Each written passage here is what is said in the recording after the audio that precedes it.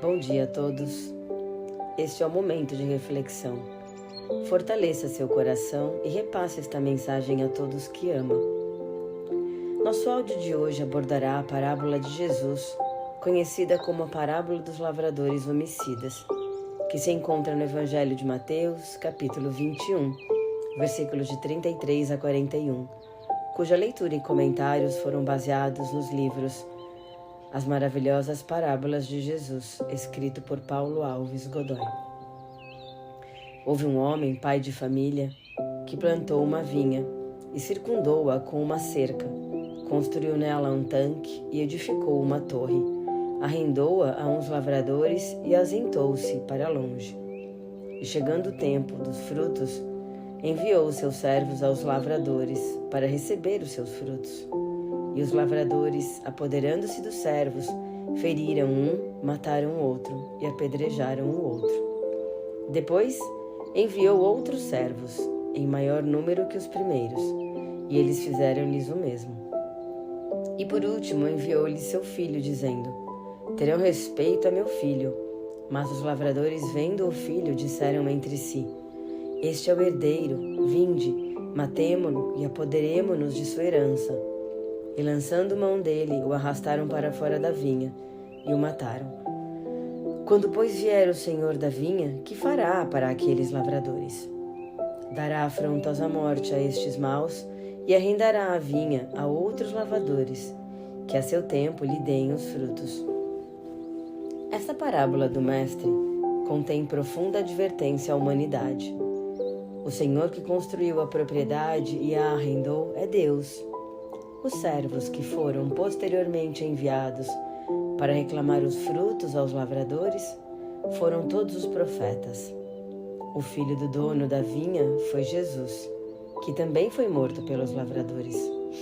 Quando vier, pois, o dono, isto é, quando chegar o tempo propício para a prestação de contas junto a Deus, quando a justiça divina cair pesadamente sobre aqueles que não seguem as leis de Deus, ou seja, os lavradores maus, estes terão que prestar contas das faltas cometidas, cuja herança ser-lhes-á retirada das mãos e entregue a novos lavradores que dela cuidarão com cuidado e carinho.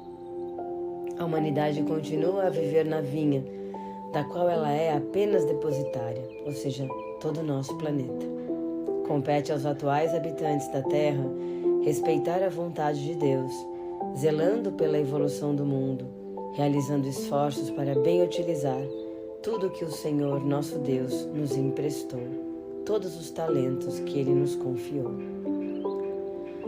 Os bens confiados ao homem são transitórios, e todos aqueles que deles fazem má aplicação terão que voltar à terra em cumprimento às leis da reencarnação, a fim de resgatar as dívidas contraídas pelo emprego do egoísmo exacerbado, sofrendo as consequências lógicas das suas próprias intemperanças.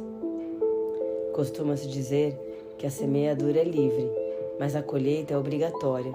Por isso, torna-se imperioso que os homens se capacitem da importância de obedecer às leis da divina justiça, para que não venham a sofrer as consequências negativas de sua própria insistência em permanecerem na prática do erro, ou até mesmo por não praticarem o bem que deveriam.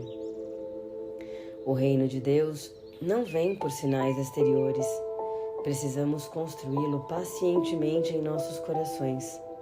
O reino de Deus não é subjetivo ou pertence a um mundo estranho, mas a todos aqueles que estiverem dispostos a edificá-lo dentro de si mesmo, através da sua reforma íntima e da construção de um homem novo.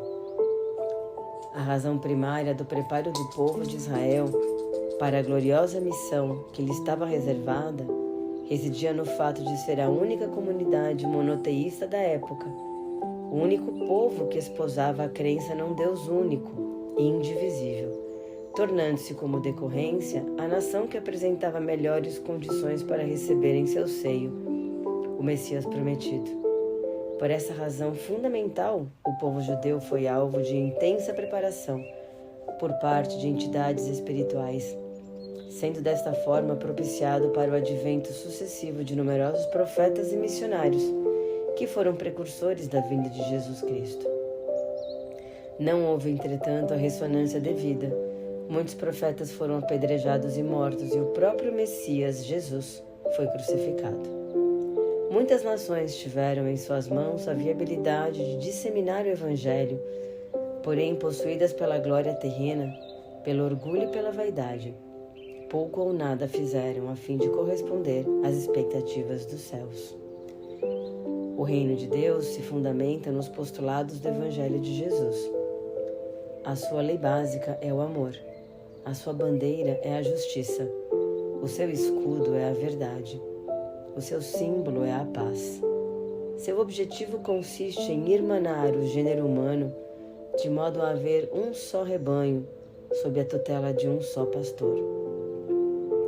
Não é um reino que se impõe, mas que se expõe. Não quer vencer, mas sim convencer. Que quer ação em vez de adoração, que pretende transformar os homens em legítimos herdeiros de um Pai soberanamente justo e bom. Sua luta é apenas contra o egoísmo, o orgulho, a vaidade, a inveja, o ódio, o ciúme e outras tantas formas de viciações.